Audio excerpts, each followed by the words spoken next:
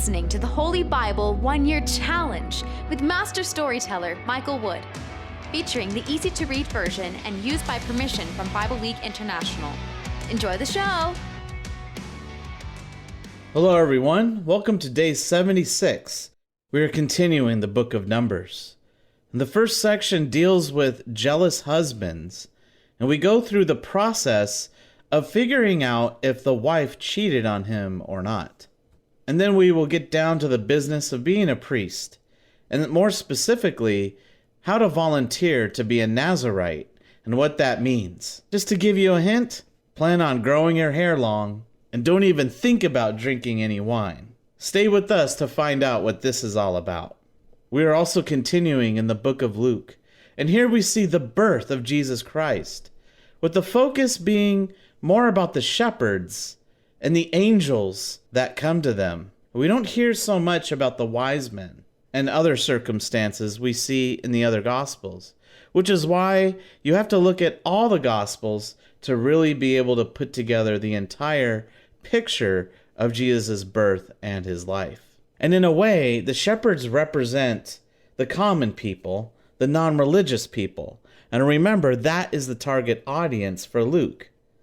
So let's see what the angels have to say and how the shepherds react. So stay with us and refer to your show notes to follow along. If you enjoy the show, visit me at patreon.com/storymaster. You'll find the link in the description box below.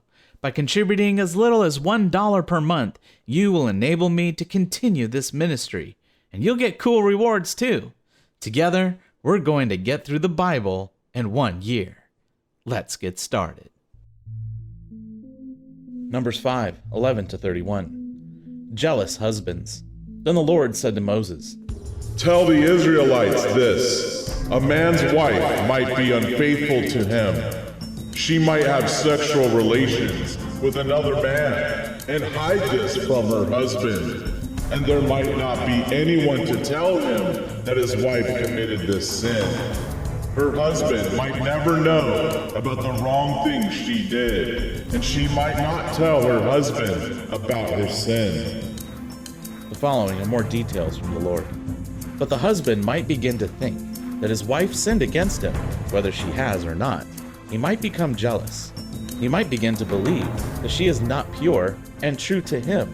If that happens, he must take his wife to the priest. The husband must also take an offering of 8 cups of barley flour.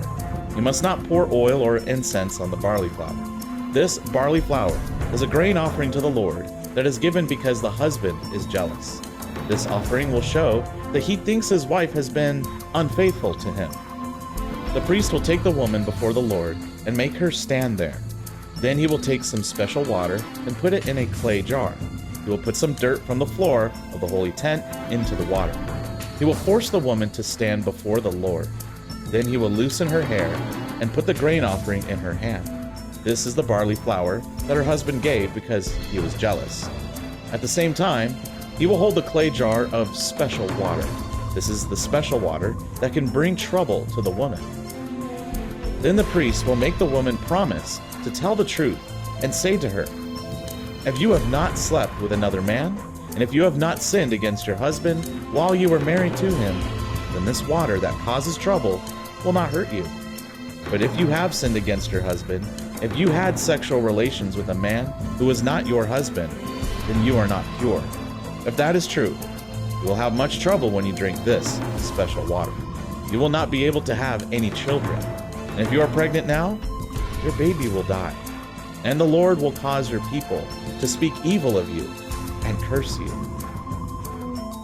Then the priest must tell the woman to make an oath. She must agree for the Lord to cause these things to happen to her if she lies. The priest must say, "You must drink this water that causes trouble. If you have sinned, you will not be able to have children. Any baby you have will die before it is born." And the woman should say, "I agree to do as you say." The priest should write these warnings on a scroll.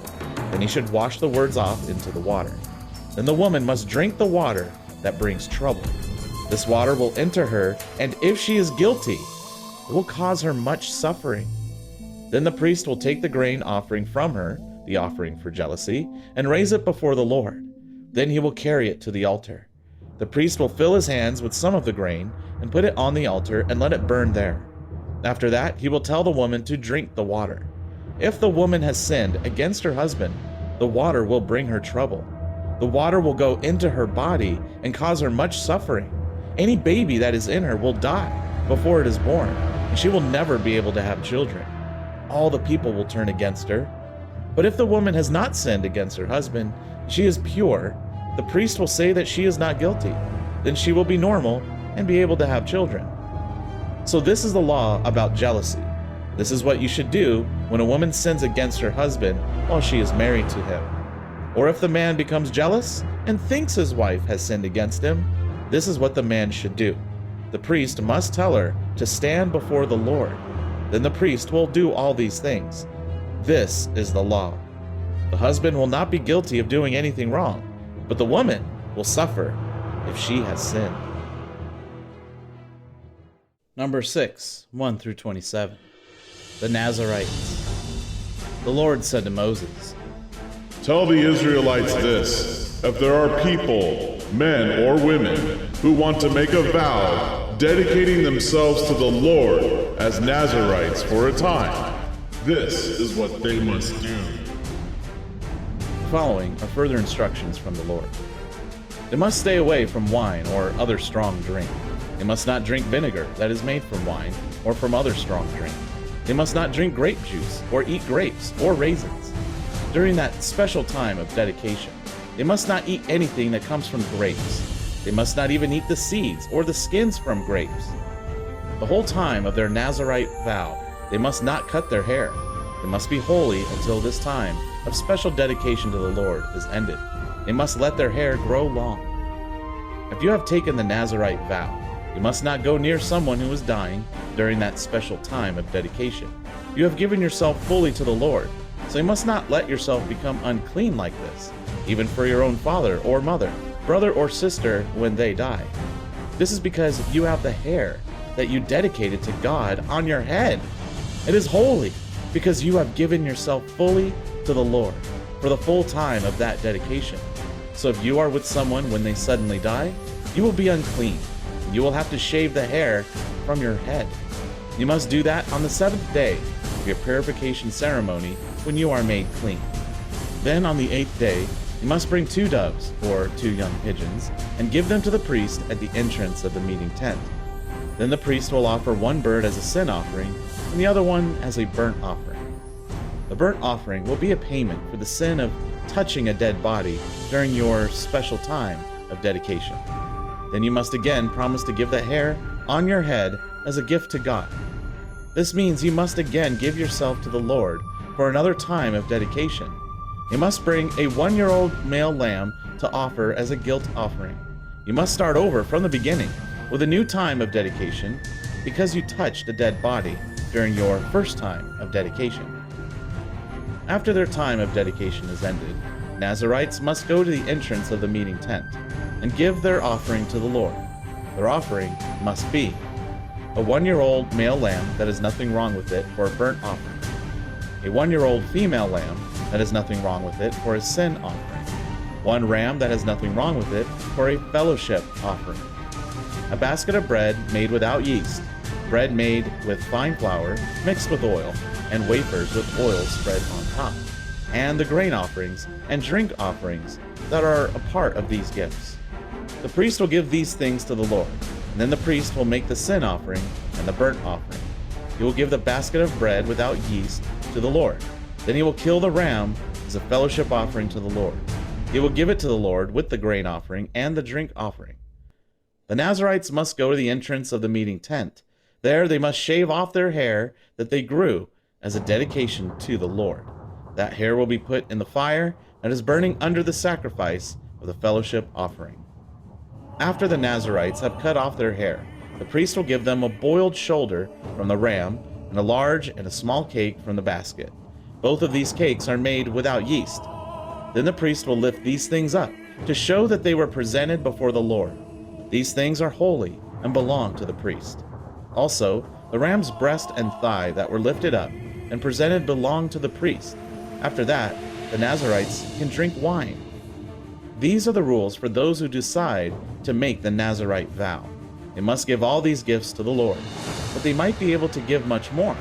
If they promise to do more, they must keep their promise, but they must give at least all the things listed in these rules for the Nazarite vow. The priest's blessings. The Lord said to Moses, Tell Aaron and his sons that when they bless the Israelites, this is what they should say. May the Lord bless you and keep you. May the Lord smile down on you and show you his kindness. May the Lord answer your prayers and give you peace. In this way, Aaron and his sons will use my name to give a blessing to the Israelites, and I will bless them. Luke chapter 2, verses 1 through 20. The birth of Jesus. It was about that same time that Augustus Caesar sent out an order for all people in the countries under Roman rule. The order said that everyone's name must be listed for taxes. This was the first counting of all the people, while Quirinius was governor of Syria. Everyone traveled to their own hometowns to have their name put on the list. So Joseph left Nazareth, a town in Galilee, and went to the town of Bethlehem in Judea. It was known as the town of David. Joseph went there because he was from the family of David. Joseph registered with Mary because she was engaged to marry him, and she was now pregnant. While Joseph and Mary were in Bethlehem, the time came for her to have the baby. She gave birth to her first son. She wrapped him up well and laid him in a box where cattle are fed. She put him there because the guest room was full. That night, some shepherds were out in the fields near Bethlehem watching their sheep. An angel of the Lord appeared to them, and the glory of the Lord was shining around them. The shepherds were very frightened. The angel said to them, "Don't be afraid. I have some very good news for you. News that will make all God's people happy. Today, your Savior was born in David's town. He is the Messiah, the Lord. This is how you will know him. You will find a baby wrapped in pieces of cloth and lying in a feeding box." Then, a huge army of angels from heaven joined the first angel, and they were all praising God, saying, "Praise God in heaven, and on earth let there be peace to the people who please him." The angels left the shepherds and went back to heaven. The shepherds said to each other, Let's go to Bethlehem and see this great event the Lord has told us about. So they went running and found Mary and Joseph. And there was the baby, lying in the feeding box. When they saw the baby, they told everyone what the angels had said about this child. Everyone was surprised when they heard what the shepherds told them. Mary continued to think about these things, trying to understand them. The shepherds went back to their sheep, praising God and thanking him for everything they had seen and heard. It was just as the angel had told them. Proverbs chapter 7, verses 6 through 20. One day I was at home, standing by a window. I looked out through the shutters, and I saw some foolish teenagers. I noticed one of them had no sense at all. Walking along, he came to a corner and followed a path leading to a sinful woman's house. The sun had set, and daylight was fading. It was almost dark. The woman came out to meet him, dressed like a prostitute. She clearly had plans for him. She was a wild and rebellious woman who would not stay at home. She walked the streets, always looking for someone to trap. She grabbed the young man and kissed him. Without shame, she looked him in the eye and said, "I offered a fellowship offering today. I gave what I promised to give, and I still have plenty of food left. So I came out to find you, and here you are. I have clean sheets on my bed, special ones from Egypt. My bed smells wonderful with myrrh and aloes and cinnamon. Come, let's enjoy ourselves all night. We can make love until dawn. My husband has gone on a business trip. He took enough money for a long trip and won't be home for 2 weeks.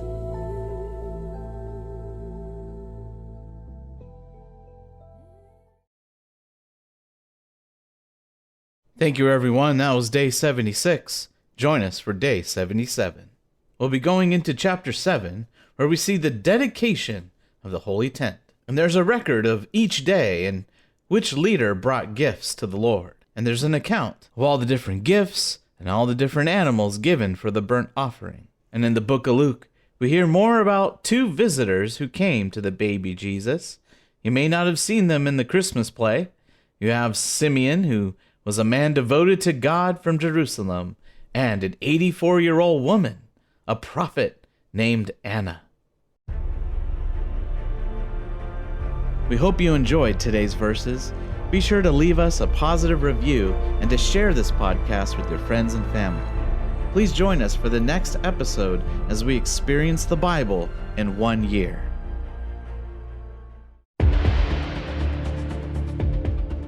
Did you know we offer online courses in creative writing, literature, and web design? Visit us at storymaster.online to learn more.